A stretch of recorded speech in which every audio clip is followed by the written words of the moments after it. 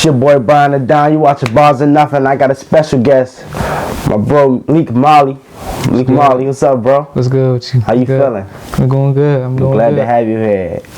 Can I start by saying I am truly impressed by your first album. You know what I'm saying? How that feeling? Appreciate it, man.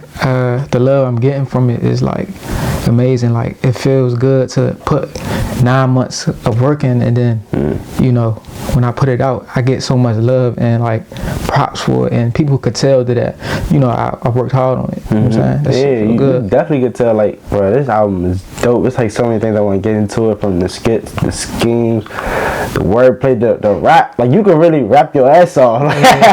Like you like one of them elite rappers. Like you need to be in that conversation when you talk about, not worldwide too, but when we talk about this DMV shit, like you need to be, when we talk about elite rappers in the DMV, because everybody got they drill shit, they trap shit, and then it's got people who can also really rap and spit. Like you need to be in that conversation. Like once I heard this album, like, oh yeah, you can really rap. Yeah, I don't really like to, you know what I'm saying, be like other people. I'm influenced by people who are, you know, lyrically able to, you know, write. You know what I'm saying? Like Jay-Z is probably my number one. Outkast, Biggie, like people like that. Like albums like Aquemini by Outkast is like, that's the stuff that influences me. Like not really the new school stuff. You know what I'm saying? That's dope. Yeah, like the newer rappers, they influenced by, you know, I don't know, say like Lil Baby. Not saying that music is bad or anything like that. I like their music too, but that's not who I'm influenced by. Yeah, that's dope. That's dope. And I tell people,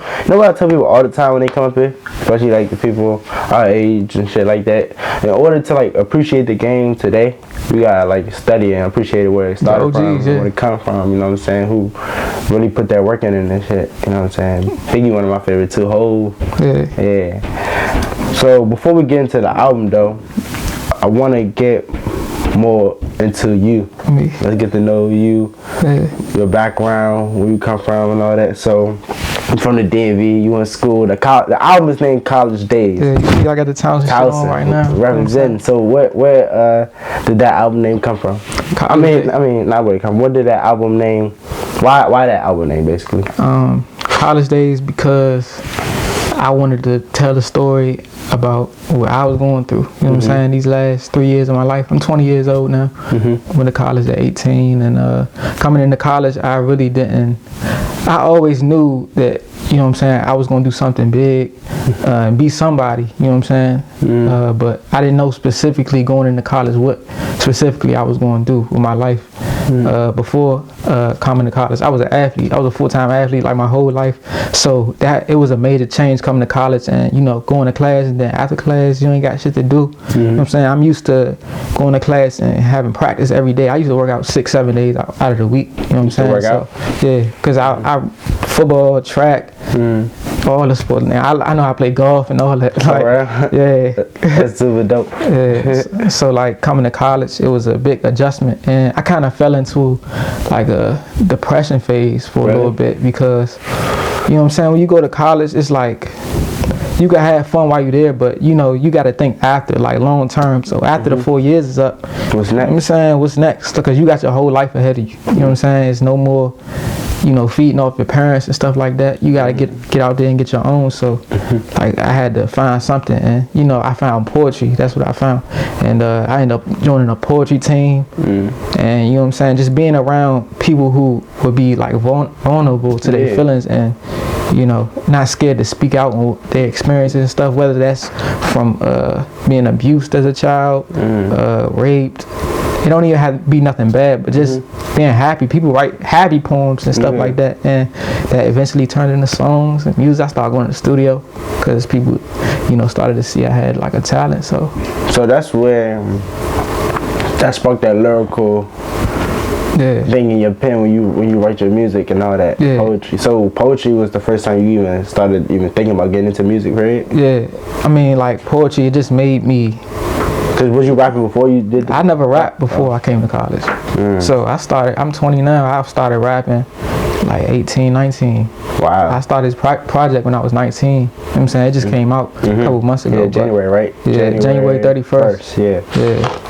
That's a date I'm gonna always remember, because it's just like the stamp on my on my resume. You know what I'm saying? Yeah. And this album is like really dope. So, what part of the DMV you from? Let's get before we break into this album, because there's so much to break down in this album. That's it. So you from the DMV? I'm from Prince George County, PG County, Southern Maryland. So like, I grew up in like the Suitland area, Clinton.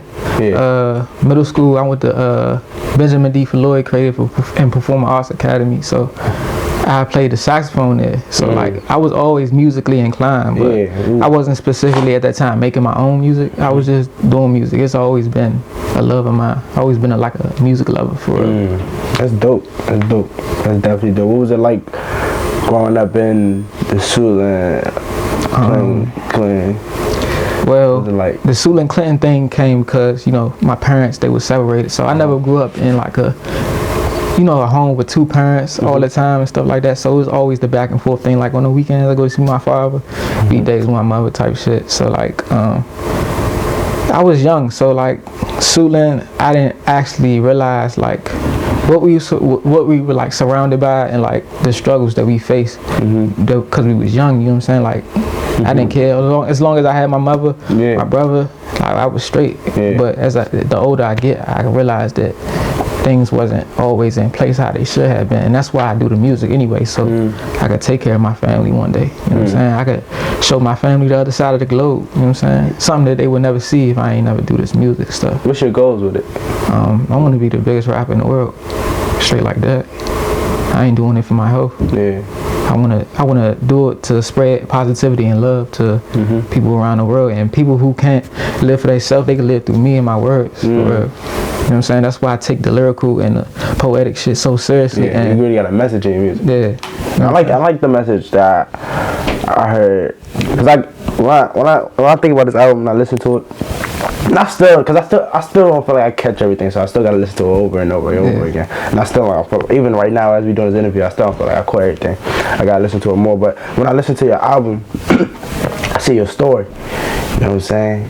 Yeah, definitely. A life of being a DV kid in college type shit. Like, it's definitely like, so even from the intro. So let's get to the album. Even when you hear the intro of the album, the first song was like, was you at like a college party, or was it a go-go? It was a go-go. So basically, I wanted to paint the picture for the listeners to tell them where I came from. You know what I'm saying? Like, growing up, you know, go-go is, I would never say it's falling off. If you from this area, it'll never fall off. But it was a point to where there was actually like go-go's we could go to like as kids, but it kind of died down because you know, at that point, like, people was kind of wild and like at the let-outs and stuff like that. People would be fighting, getting stabbed, sometimes even killed sometimes. But I wanted to paint that picture of people, you know, where I came from and the life that I was running away from, in a sense. You know what I'm saying? Coming to college. So yeah. And it was so that the intro was like, it was you at a party with your friends, shootout happened. I like how the skill was, cause y'all was getting high, and you got that friend who was like, when y'all smoking, I guess he was like, he's talking about like real estate. I'm about these buildings. Like, it kind of break down like some real group friends. Like, you always got that friend when you get high. They talk. One person always talking all the time about some positive stuff. Like, I like that skill. Yeah. I also seem like you reference like a lot of movies throughout the project too. So you into like movies big time? Yeah, like I feel like nowadays that movies are kind of like dying down and TV shows are popping now. But I don't know. I guess I'm an old head in the sense where I like good movies, like classics. You know, like Scarface. Like, I like mob movies. It's violence obviously in it, but it teaches you a lot of like life lessons and shit like that. So I like stuff like that. Like, one of my favorite movies probably Crooklyn by Spike Lee. I'm actually a film major at school, so I'm getting like, when I came to college, I started getting into all this creative stuff and like surrounding myself around people who were different than the people I actually grew up with. Not saying there's anything wrong with them; they still my brothers or whatever. But you know, I want to see a different lifestyle. You know what I'm saying? So how you feel like about college period? Because, you know, like, some people feel like it's like a big scam. So like, Do you feel like, is it for everybody or is it like? College ain't for everybody, but it's subjective to who you are and what you want to be, I guess. But if you want to be, you know, your lawyers, doctors, teachers, you're going to have to go to school. Like, there's certain careers out here that you need to get a formal education on. But me personally, I don't think I needed to go, but I'm glad I went because I probably wouldn't be here or on the path that I'm going to right now, finding, you know, my lane in poetry. You might not. I was about to say, you might not even found music for you. Like, you tapped in. I tapped into something that I didn't even know, bro. Like, I felt like I was blindsided with it, bro, because you know, usually a lot of rappers, they grow up rapping. You know what I'm saying? They always been rapping in high school. People know them as a rapper their whole life, but that wasn't me. You know what I'm God working crazy with it. So you actually like find yourself by. I found myself. That was like the first line of the project. My newfound life, running, elevating my sight. Like, it was real. I found myself.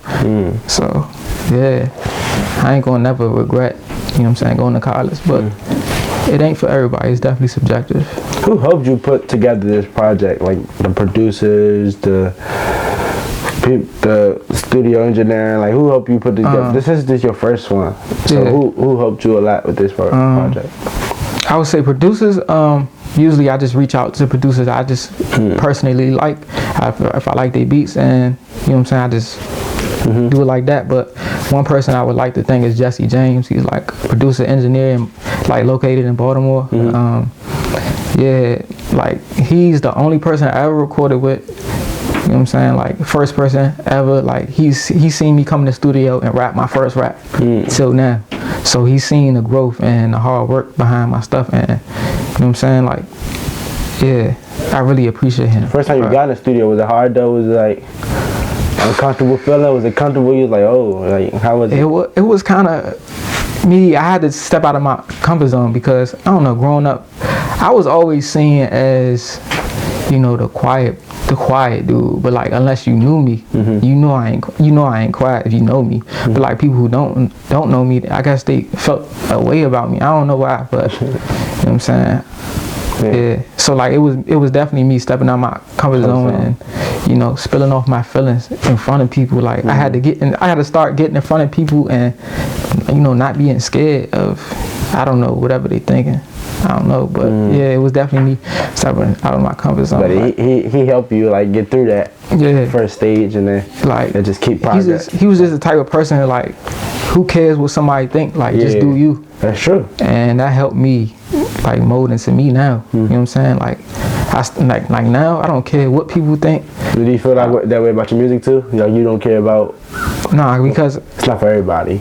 You know, music, everything is subjective. Like, everything ain't for everybody. But I know I make good music, and I know my intentions behind it is for positivity and love and just storytelling. That's all it is.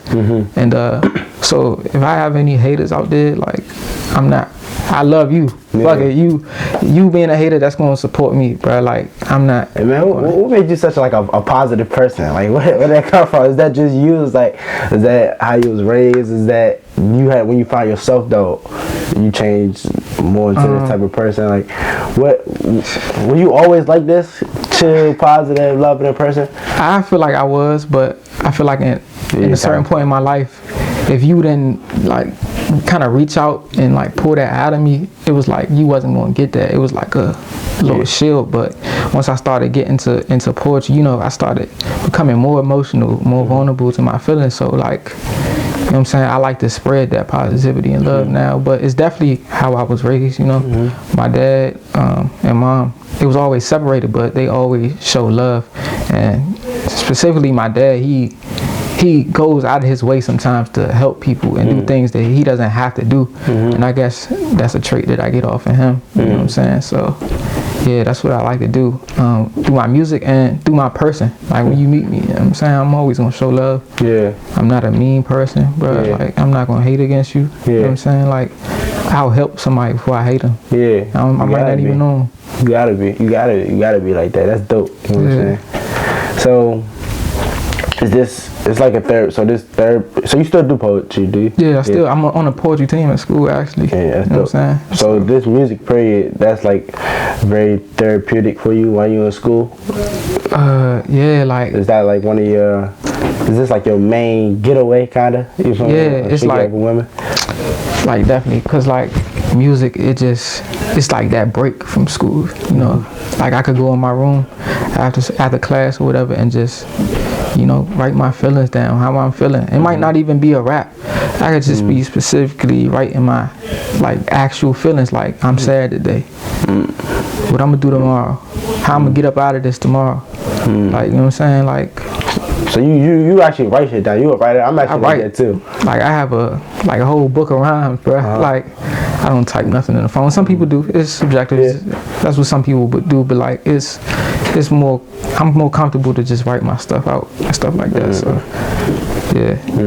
That's actually interesting. Yeah. So I mean, I got like a little notebook myself, but it's like I can't rap. I wish I could rap or just some poetry or some shit like that. But I got like a notebook where I write my goals, shit I go through, like stuff like that down too. Yeah. So I thought that was kind of more, but yours is just like when you go through shit, it's just more like a poetry. You put it in like in poetry or in raps or something like that. Like I feel like sometimes when you just writing how you feel, it could turn. I feel like anything written down in a way, if it's your feelings, I guess, how you feeling, it's poetry. It don't have to rhyme. It don't have to have no personification, metaphors, similes, and shit like that. Like it doesn't have to have figurative language to be a poet, poetry. You know what I'm saying? But yeah, that's what I do. I never thought that. So poetry don't really have to rhyme. Really? It don't have to rhyme. It could really be. It don't have to be a specific story. It's just you on a page. That's all it is, bro. That's all it is. Dope. I gotta come. So you do one of those little poet like spoken word? Yeah. Like one of those. I gotta come, man. You gotta invite me to one of them jinx. Yeah. You definitely have. So you gotta on the album. You got a feature with Nelly. How you get connected with Nelly? Oh man, like I know her through Trey Burwell. So like he's an R&B singer, DMV. No, shout out to my man Trey. Yeah. But I know her through him, and I looked on her Instagram page and I seen her working, and like I started listening to her music, and like her voice was just like incredible. So I was like, man, I kind of want her on my project. So like I wrote this song, and I was like, I thought it fit her, so I contacted her and we just made that shit happen, and she fit it perfectly. You know what I'm saying? So she did. She was on Fallen Soldier Part 2. Yeah. So so I never heard the part. Oh, hold on. So did that?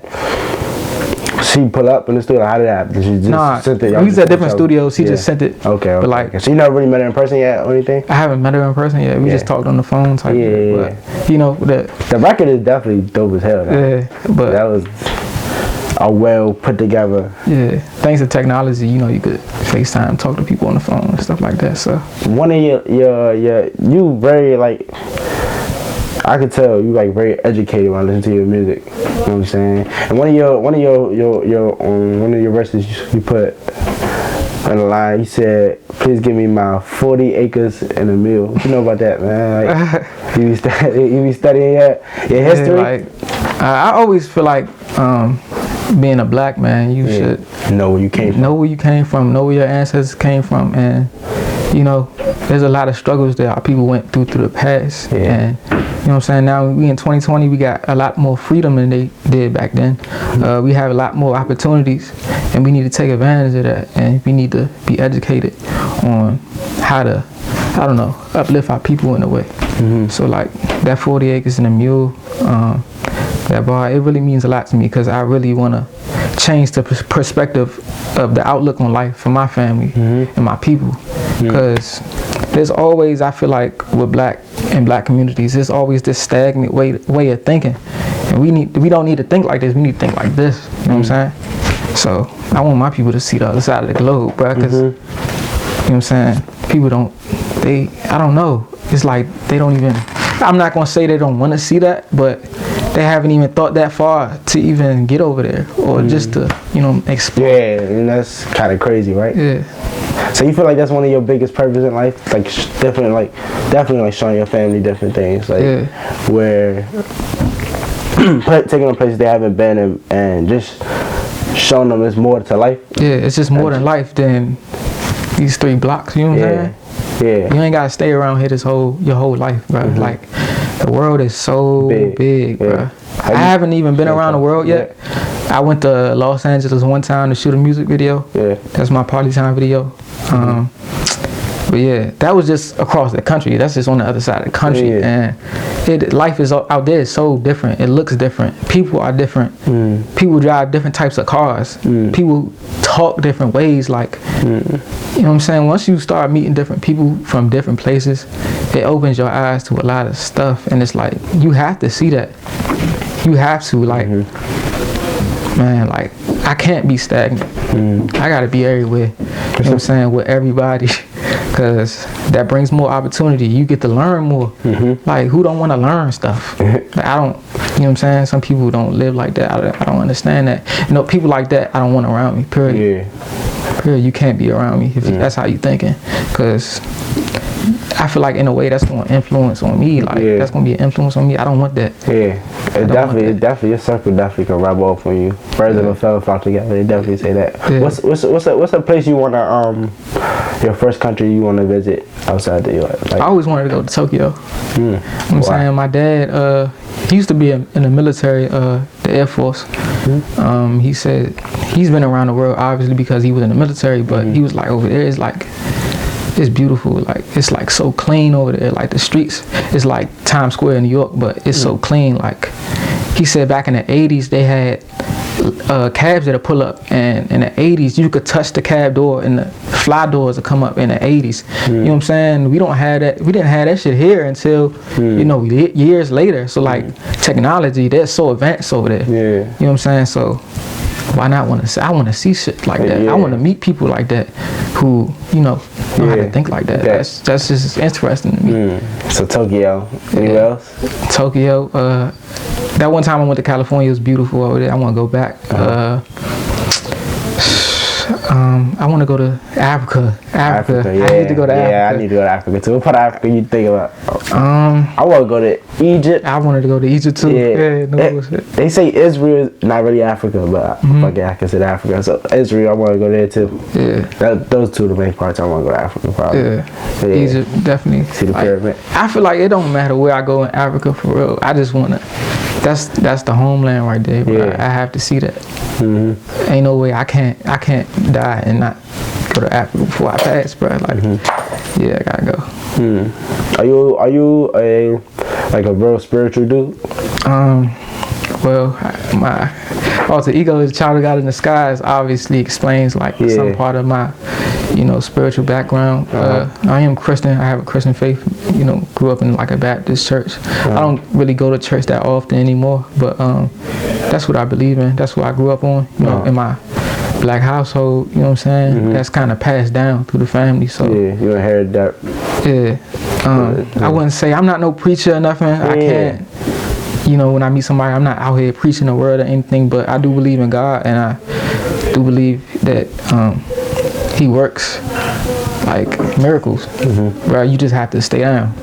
Pray. You just gotta stay down, pray, and people think that God is just out here just passing out miracles when you're not doing anything. You have to work. You gotta work. You gotta be doing something. You gotta be active and praying while you're doing that hard work. Eventually that'll pay off for you, and He'll see that. I got this thing that I go by, that I live by, that I use for life when I want something. Well, anything, you know what I'm saying? I'm going out there. It's pray again, produce, and pray. So you pray, you gotta pray. If you find, like, for instance, bars or nothing, you know what I'm saying? Before this interview, all this stuff, like I was just into photography and stuff. Like, I never wanted to do interviews. I didn't know, but I was always into like hip hop. Like you say, how you study the old school rap, you like the Biggies, the Hoves, and all that. I was into that too. So I always wanted to get a part of it, hip hop. Like I said, if I knew how to rap, bro, I swear I would rap. I swear. Like I knew I was not. I don't know how to rap. So, but I had a camera, like. And I was into, so I'm like, I'm gonna do this interview. My first interview was Cassidy, actually. That's I grew up on Cassidy. Cassidy's my favorite rapper, but I also grew up on Jay-Z and Biggie, one of my favorite rappers. So I study the game. Like, I really, the stuff that I don't know, I go back and actually study that shit too. Legends. But like, I felt like interviews was like going to be my way into the industry because I always wanted in. Yeah. Can't make music, so like this is my. That's your way. But I had that vision, you know what I'm saying? Like I thought of it, you know, the first thing I did was pray on it. Yeah. You feel me? And then I actually started making plans. So when you pray, I think once you start praying and making plans, and then you pray on your plans too, and you actually start working towards it. And if it's really meant for you, you know what I'm saying? That's gonna happen. You feel me?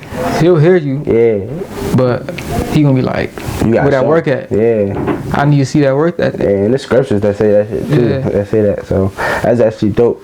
And to go back, you said your favorite rappers was Jay-Z and all that. Jay-Z and Big Outkast and stuff like that. So when you think of lyrical rappers and you think of yourself, what do you feel like separates you from those type of guys, the legends? What do you think you got that the legends don't have?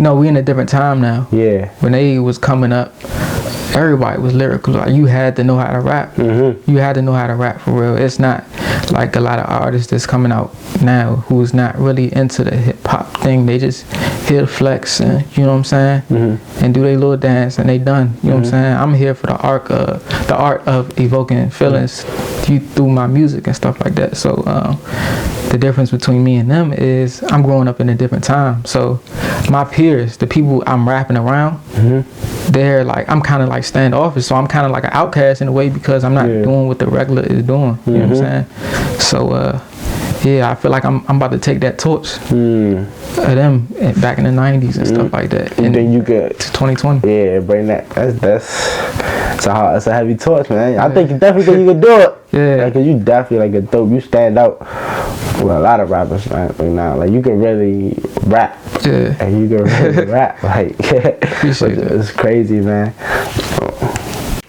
So since you just dropped your album, so what you working on next? What's next for?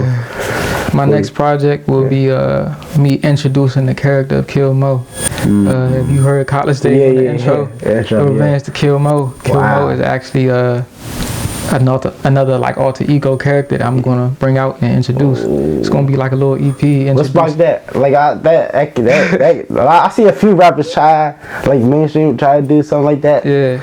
Like if you study, like you know, T.I. had the T.I.P.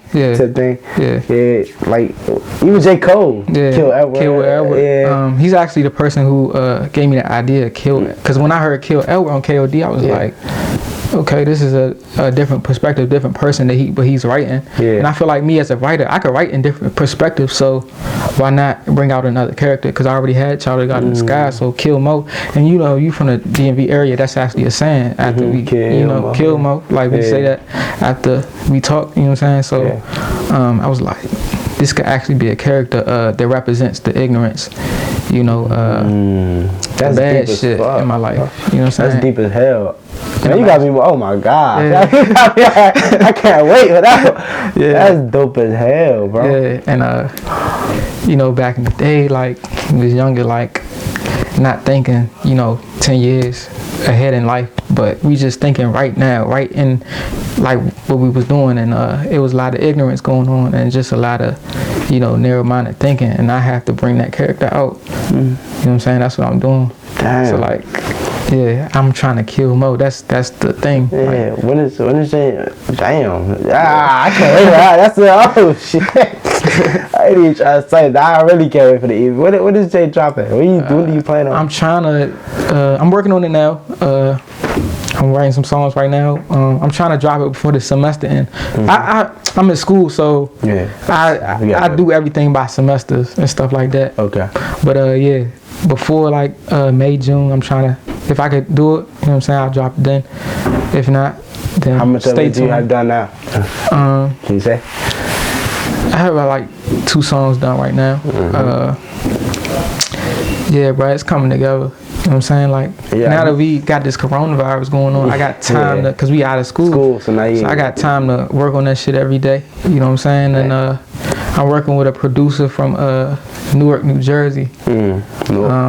His sound is very different. You know what I'm saying? Like, not too many people, and this definitely in this DMV area is gonna have any beats, any music that sounds like this is gonna be totally different from College Daze. So don't expect College Daze and to Revenge to Kill Mo. It's two different things, two different meanings behind it. So just stay tuned. You know what I'm saying? Like, that's all I can say. I appreciate your artistry, man. Like, really, like, appreciate it. Like, you really putting energy, time.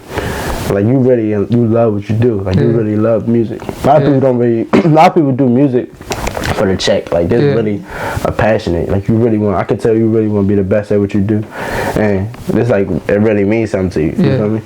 And I appreciate you for doing shit like that. Yeah, appreciate it, man. I ain't gonna knock nobody who do it for a check though. Yeah. Do it for a check or do it for the flash or just to get their family in a different situation. Yeah. But I don't make music like that. Some people just, you know, I'm saying I'm gonna make a song today, put that shit out tomorrow. I don't do that shit. I sit with my shit for months because, you know what I'm saying? The more you listen to things, the more you think about things, the more you might think about changing things, taking things out. You know, I feel like with music, since you want to put it out to the world, you have to sit with that for a while because people come from all different types of walks of life. So, you know what I'm saying? I feel like you gotta relate it to a lot of people. So I just sit with my stuff for a while, and you know, sometimes I'm an artist. I do want to put my stuff out every day. Yeah. But I feel like when I make something like College Daze, where I worked on it for 9-10 months, it's like it's better than dropping a song every week to me. The only thing is, you don't got that machine behind you yet. So you don't got that big. When I say machine, you don't got that big record label pushing your music. Because you definitely dope. So, but how are you getting it to the people? It's just me, my hard work. Period. Like, you know what I'm saying? When I said I wanted to do this music, I'm going to do it 100%. So, you know, I got flyers I be handing out. I be doing my spoken word. When I do my spoken word, I shout out my music. Like, I tell people to follow me. Like, up there where I go to school, Townsend, you know, the Baltimore area, it's not too many people who don't know me now up there. So it's like everywhere I go, like, people are starting to notice my hard work. I feel like, you know what I'm saying, when you work hard and you keep stabbing at it, people will start to notice. You know what I'm saying? And you really dope. Gotta start to get you around. Yeah, you know what I'm saying? You really dope. So people definitely gonna hear, but it's definitely. So what route you want to take too? So are you going, if that record label come at you right now with $1 million contract, you taking that like right now, or you going this independent rap? I ain't gonna sign for just because they giving me a whole bunch of money, because there's a lot of logistics to go with that. You know what I'm saying? They be fronting people money, they be wanting their money back.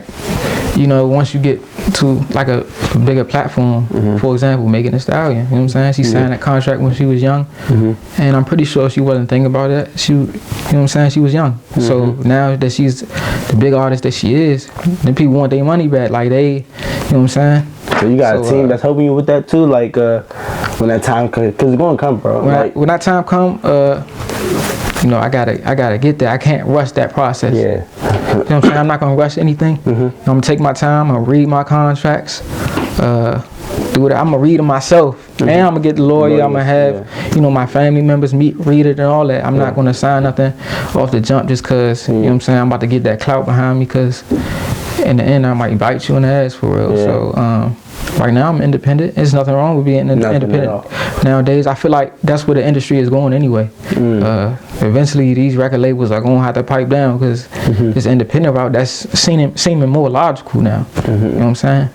We got the internet is our record label now. Instagram, that's our record label. You know what I'm saying? You don't always need Atlantic, Universal, whatever. Not saying that I'm not looking for a deal or anything like that, but you know what I'm saying? Right now, I'm using social media. So what do you expect when somebody do hit you, these big record labels come up to you and like they want to reach out to you to work with you, to sign you? What do you expect from them? What do you want from record labels to bring to the table? I want my full creative control, 100%. I ain't using no ghostwriters. I write for me. You know what I'm saying? That's not me. I'm write for myself. Pick my own producers. I'm gonna create my own projects. And I'm not just about to take no money knowing that you won't want that shit back. You know what I'm saying? Like, I want a good day. I want to be in a good space. I want to be to where I'm comfortable. I don't want to be out here, you know, making music, touring the world, and I'm worried about my contract. That don't make no sense to me. I need to be comfortable. You know what I'm saying? And I need to be surrounded by good people who have good intentions. So when we in the meetings and stuff, I could read straight through that shit, bro. Like, you know what I'm saying? I know when a nigga try and play with me. Yeah, energy is that first language. Yeah, I'm in college. I am educated, but don't think that I ain't got no like street mentality to me. Like, I got a different. That's what the kill mode side is. Like, I got an on and off switch. Like, don't play with me. Like, I can see straight through that shit for real. So yeah, you got like a dream record label that you excuse me, my fault. Like a dream record label you always thought about. Damn, I wish I was signed to me. Like I said, if I was a rapper, which I wish I was, I would wanna. It's two places I probably want to be signed to. It's either like Dream Chasers or Rock Nation. Like, you got like a dream record label you wish, like Rock Nation, or QP. Like, a lot of people, probably say Q and them. Yeah, Rock Nation, cause you know Jay-Z's behind that shit. Drake. If Drake ever wanted to reach out, you know what I'm saying, with the OVO shit, that's something that I'll be looking forward to. Cause I don't know, just looking at interviews and stuff like that, listening to his music, like that's one of my, you know, idols that I look up to. He's not new, you know what I'm saying? He's 30 plus, but like Drake is a legend now. Like, he's been in the game for a while, so yeah, that's one of the people I look up to. Him. Who else? I really fuck with Rick Ross. Me too. Rick Ross is that's the boss right there. That's my nigga. Yeah, he one of my favorites. Yeah, I just want to be around or in a situation to where people will look out for me. You know what I'm saying? Real genuine shit. Yeah, like a Rock Nation. Yeah, I feel like they look out for me. You know what I'm saying? You see all these stories that they've been doing, even prison reform. They didn't help Lil Uzi out with his contracts, Megan. You know what I'm saying? I'm pretty sure there's plenty of other rappers. And I feel like, you know, Drake. I think they really don't run a lot of record labels out of business. Yeah, probably are. It's time to take our industry back anyway. It's not about color or nothing like that, but I feel as though when we think about rap, it's like that's something we gotta own. You feel me? Like, that's for everybody to enjoy, but it's like for us to own. It's us. Yeah, you feel me? We can't be out here on the stage performing it to the masses, and then the business is ran by somebody else. Yeah, that gotta be us. Yeah, we gotta eat off this, cause this is us. That's why. And I feel as though like that's the whole setting, that type of tone. Like, you real business mindset yourself? What other ventures outside of music? Like, what other stuff do you get into? Like, well, right now I'm taking an entrepreneurship class right now, so I'm kind of learning the ins and outs of how to start a business, how to grow your business. You know what I'm saying? How to invest in things and stuff like that. I see the marijuana thing is bumping now. You know what's crazy about that though? What? Like, you see how we got like all these dispensaries and stuff. Have you ever seen the requirements to open up a dispensary? I haven't, but I have a friend who actually is trying to get into that, and I actually want part in that. So I have to do my research and read up on that. It's actually like it's never impossible. Nothing is, you know what I'm saying? But the requirements, you could tell, like, to open up dispensaries is like it's hard for people like us, like people, to get involved, because you gotta have so much amount of liquid.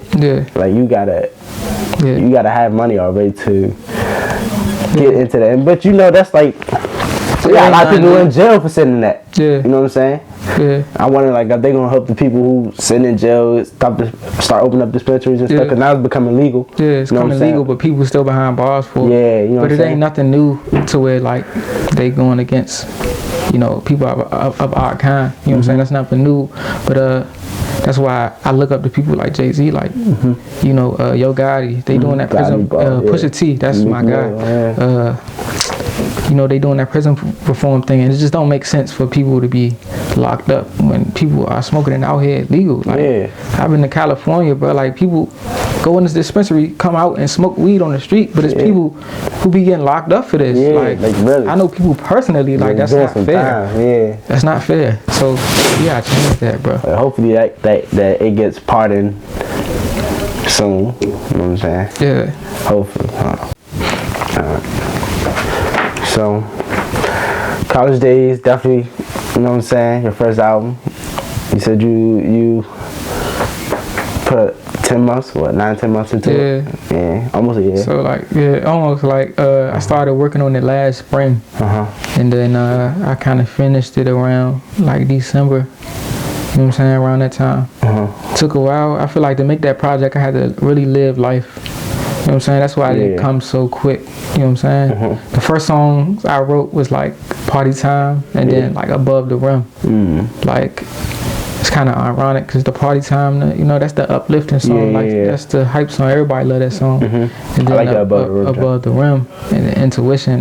That was like me coming back down to earth to where I gotta think literally above the rim. I had to make a change in my life, and I have to, you know,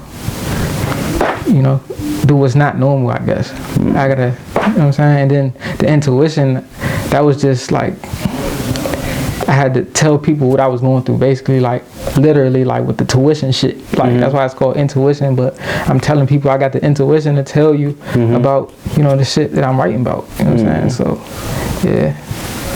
Yeah, I definitely, my favorite Jake, that's a hard pick. I fuck with the Above the Rim too. Let me see, I gotta look through that thing again. My favorite pick, I would say, I don't want to say not the Nelly record either. 8 a.m. is probably. 8 a.m. Yeah, 8 a.m. is probably my favorite record on that joint. Yeah, that's like that's probably that's the best song, like, streaming wise right now. Yeah, I wrote that song because literally I had 8 a.m.s as a college student, you know, as a freshman, like, and I just had to bring that idea to light of what the 8 a.m. was about. Why do they give freshmen 8 a.m.s? Like, why is that even a thing? And like, the thing behind that was like, you gotta wake up early and you have to get to it. You know what I'm saying? It's like, once you wake up early, you got to go to class for your first time, and it's like, why am I here? Like, you have to, there's a reason why you're there, and you gotta find what that reason is. And like, after these 4 years is up, you know what I'm saying? Well, how did that 8 a.m. help you, like, in a way? I don't know, like, I just tried to, you know, put it in the story, you know what I'm saying? And it worked. People love that song. It's deep, so it's everything, every track basically got a meaning. It has a meaning behind everything. And after that, it goes into Daytona, and that's basically that's what we're just about to get to, like the transition to out to track on the album. Dope. That's why I was asking who helped you put it together. Like, did you put that together? That's me. I executive produce everything. Like, everything I write, I put it together. Like, and it's a specific reason why it's like that. Like, it goes from 8 a.m. to Daytona because, you know, first in the 8 a.m. I'm talking about the time of an 8 a.m. and what that represents to me, and then it goes into Daytona about me talking about me having the luxury of time and me not having enough time in a day. I just feel like sometimes there's not enough. It's not the 24 hours that goes by so quick, and I feel like it's not enough time in a day. And I just wanted to chase the luxury of time. When I say luxury of time, I mean I want to do whatever I want, when I want, without having to struggle to, you know, always worry about money and, you know, my family and shit like that. I'm trying to make a way for my people. You know what I'm saying? That's what that represents. And actually, Daytona was actually inspired by Pusha T's Daytona album. That one of your favorite? He's one of my favorite. I love that album too. That's like, that was on like, I was mad because it was only like 7 songs, but it definitely did the job. And it's like, I understood like what his purpose was with that. And that definitely inspired me to write Daytona. You know what I'm saying? Yeah, a lot of like influences, and so you took a lot of things out of your life, things that impact you, things that you're going through, things that you grew up off of, things you You sing, like you know what I'm saying. It's like all in one album. It's gonna be real hard to top this album. Yeah, it is. It is. But I like the EP though, cause the idea behind it, like what he coming from again, Mike. You know what I'm saying? But it's just me introducing something else. It's gonna be shorter than College Days because it's an EP, but sonically the sound is gonna be better. And it's just gonna be, people want to enjoy it because you can see I'm getting creative with my shit, and like you not getting the same meat every time. You gonna get a different flow, a different hook. Like the sound is different. Like it ain't gonna be the same shit over and over again. I gotta stay with the new. You know what I'm saying? Like, so yeah. One of my favorite jumps on College Days is probably 12 Questions. That's like a deep cut behind the What the Desire jump, and that's a part of the money section. You know what I'm saying? It goes from the interlude, Dirty Money, and then What the Desire, and then 12 Questions. I call that the money section, and that's just a section of the album where I'm talking about basically money struggles, and you know, we fame for this piece of paper, but like it's literally dirty. That's where Dirty Money came from. Like physically, it's dirty as shit. Everybody touched it. You know what I'm saying? Like, I'm talking about drug money on there. Like, what people do to make ends meet while they're in college. You know what I'm saying? That happens. Like, you know what I'm saying? You go to college where like you don't understand how much drugs you could find on a college campus, bro. Like, it's a lot, bro. Yeah, I know. And people use it to get by because of whatever the struggles they dealing with class, with their family. You know, when you go away to college, like it's you're alone, like you're life. You life changes, and you gotta grow, and you end up in a space where you learning about yourself. You know what I'm saying? And some people, they need things to stay afloat, and drugs is a lot of people use drugs to escape reality. And just escape, just to escape the reality. And it might be for a couple of hours, but that couple of hours, it makes a whole lot of difference. And like for you had your music though. So you ain't never had the. No, I don't do drugs or anything like that. But I'm just, you know, I talk in different perspectives. Like I had to, you know, but What the Desire, that shit was about basically me telling myself, or it was just a conversation with myself on what I need to be doing, what's right, what's right and what's wrong. And I put the 12 questions at the end of that because I had a job where I was working at Domino's. I'm still working delivering pizzas, but I had a line in there where I was like, I said something about stacking boxes, and it's, if this is the right thing I should be doing for money, or should I be doing something else for more money? You know what I'm saying? But I kind of took a positive route and like really got a job, and like I was just praying, like struggling, like praying that somebody would tip me $5 so I could go to the studio type shit. Like, you know, obviously $5 ain't gonna pay for a whole studio session, but obviously over a night that'll accumulate. But like, just the struggle of, that's how bad I wanted this music shit, bro. You gonna make it, bro. Yeah. You can tell, like you, bro. I'm telling you, bro. You gonna make it, bro. Appreciate it, bro. I'm letting you know right now. You know what I'm saying? This, your music, like it's great. You know what I'm saying? The message behind it is good. The work you put into it is good. You know what I'm saying? The thought you put into it, like the creativity, like you're not just a rapper, like you know what I'm saying. You a legit artist, and people gonna know your name real soon. To me, it's just like just making sure people get to it. You know what I'm saying? People can hear that shit. You know what I'm saying? Just getting it out there more. But like once people start hearing your name, like it's a rap. You know what I'm saying? You're gonna be in that conversation. I feel like I'm doing my job, bro. Like, you are. When I make the music, I put it out. You ain't half-assing, you ain't half-stepping shit. Yeah, and it's like the response I get from it is like exactly what I wanted. It's like exactly what I wanted. Like, bro, like people can relate to what I'm talking about, and it's like, yes, bro, I did that shit because that's exactly what I wanted to do. And that shit is gonna grow, and that shit is gonna be, you know, worldwide, and I can't wait for that day, bro. Like honestly, you know what I'm saying? Yeah. I feel like for College Days, anybody who's in college, bro, can relate to that shit. Yeah. You can relate to that shit. So this is for the college days. It's for everybody, but it's like, for everybody. Everybody can relate, but definitely, specifically, if you in college, you can relate to that shit. Big time. But I can relate to it, but like, you put me in your shoes though. That's what I'm saying. Like, the stories you rapping, like that's how you know when it's good music. When you can put that shit in your head, and you can live in the moment through your rap. Yeah. That's how you know that shit like legit, man. Yeah. That's why I really like appreciate this part. I can't wait for you to come up with the next EP. So we can break that shit down, but like this shit, I appreciate it. I'm telling you, I appreciate it. You know what I mean? Like I know a lot of people did too. Like this project was definitely dope. I appreciate it. Like you drove that shit to me. Like that's how good that project is, cause I definitely felt that shit. Like, you know what I'm saying? That's what I grew up on, man. Like shit. For example, Hood Kid, Mad City. When Kendrick put that out, I felt like he put me in his shoes. I just like projects like that have a purpose behind it and that tell a story. You know what I'm saying? To where I could be put in that artist's shoes, and I wanted to do that for the masses, bro. And I think I did that shit with College Daze. I feel like College Daze is equivalent to you know, with a Chance for Rapper, acid rap and shit like that.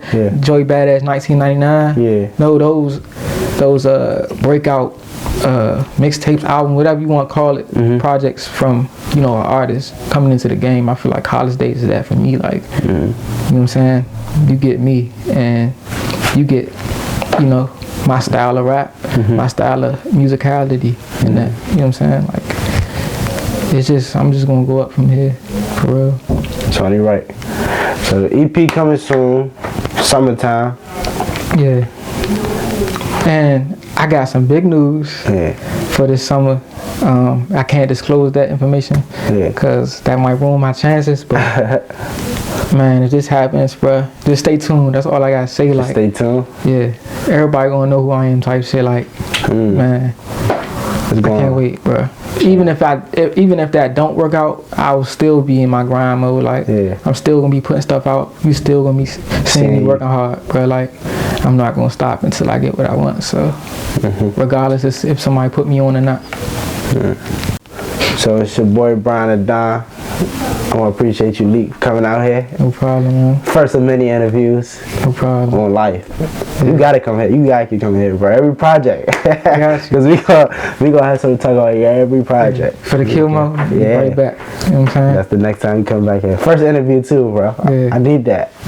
Leek Mali, the child of God in the skies. Man, just stay tuned, bro. Any dedications? Any shout outs you want? I want to dedicate this music shit to my grandfather. He just passed in this December for Malone with cancer. Sorry to hear that. And basically on his deathbed, like literally on his hospice bed, I promised that I would take this music shit at the top, and honestly, bro, I'm not gonna stop until I do, bro. Like, shit, I dedicate that shit to him. Period. That's all it is. You know what I'm saying? R.I.P. I'm sorry to hear that. But you know what I'm saying? I know you're proud of you, man. You know what I'm saying? He's gonna be extra proud of you when you. I look at it in a positive situation, bro. It was his time to go. That's what God called him home. It's all good. He lived his life. He lived a good life. And I'm just gonna take that torch and continue. You know what I'm saying? You got to. But until the next one, it's your boy BryanThaDon. It's Bars of Nothing. Leek, we out, bro. All right.